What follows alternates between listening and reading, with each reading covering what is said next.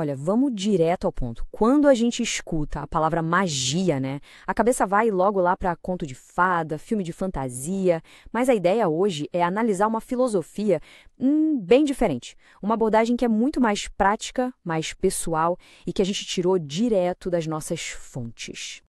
Essa citação da fonte, para mim, resume perfeitamente a essência do que a gente vai conversar. Não se trata de fazer um show para todo mundo ver, sabe? É mais um projeto pessoal de descoberta. É uma forma de olhar além do dia a dia para ver o que mais existe por aí. Então, o primeiro passo para a gente entender essa filosofia é, digamos, limpar o terreno. A gente precisa deixar de lado aquelas ideias prontas e até os medos que a cultura popular vive associando ao ocultismo. E o que é bem interessante aqui é como essa filosofia vira o jogo. Aquela imagem meio intimidadora de rituais super complexos, de um estilo de vida que toma conta de tudo, isso é trocado por uma ideia muito mais pé no chão. A magia como uma ferramenta pessoal, quase científica, que se encaixa na vida em vez de tomar conta dela. E isso já nos leva direto para a maior barreira que muita gente encontra, o medo, sabe? O medo de ter consequência negativa, de atrair forças do mal ou até de alguma punição kármica por tentar mudar a própria realidade. Essa é a pergunta de $1 milhão, né? Poxa, será que não vai ter um retorno, um karma ruim, algum tipo de cobrança? É a preocupação central de quem fica curioso com o assunto. E olha, a fonte vai direto ao ponto sobre isso, de um jeito bem surpreendente. A visão de mundo aqui é surpreendentemente pragmática. A filosofia que a gente está vendo simplesmente descarta a ideia de um universo que sai punindo quem tem ambição. Pelo contrário, o argumento é que o desequilíbrio é a regra e que o mal muitas vezes nem é punido.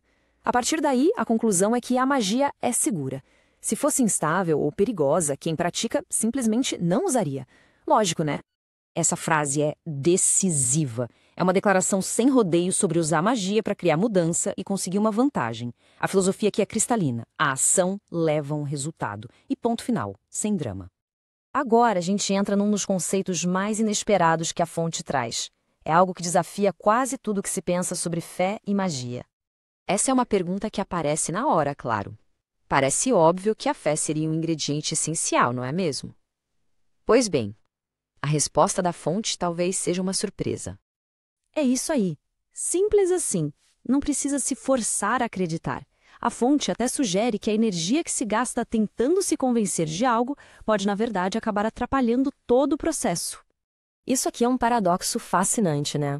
O ponto principal é que um estado de confiança calma, de desapego do resultado, é muito mais poderoso do que uma crença desesperada e cheia de ansiedade.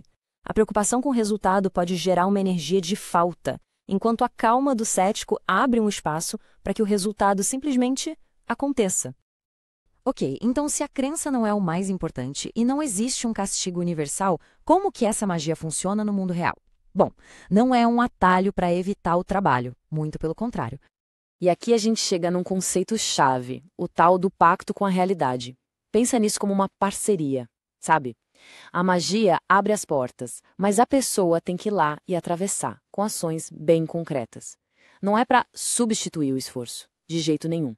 É para amplificar esse esforço.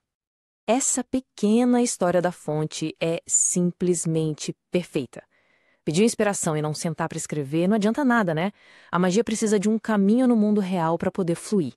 A ação no mundo real dá para a magia 1 milhão de jeitos de se manifestar. Então o processo é esse. A magia cria o potencial, a ação no mundo real entra com a matéria-prima e a combinação dos dois gera um resultado muito maior do que só o esforço sozinho conseguiria. A fonte chega a dizer que dobrar o esforço pode multiplicar o efeito da magia por 10. Quando a gente junta todas essas peças, começa a surgir uma definição completamente nova de magia. Fica bem longe dos estereótipos.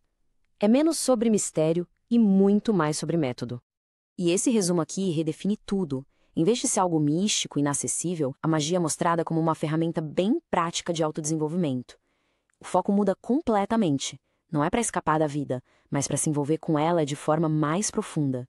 É um jeito de descobrir o que se quer de verdade e de aumentar a própria capacidade de realizar isso, transformando a prática numa jornada de descoberta e não um escudo para se proteger da vida. E essa citação final da fonte amarra tudo isso. A essência dessa filosofia não é se esconder do mundo, mas sim ter a coragem de moldá-lo e de se aventurar por ele com um propósito bem claro.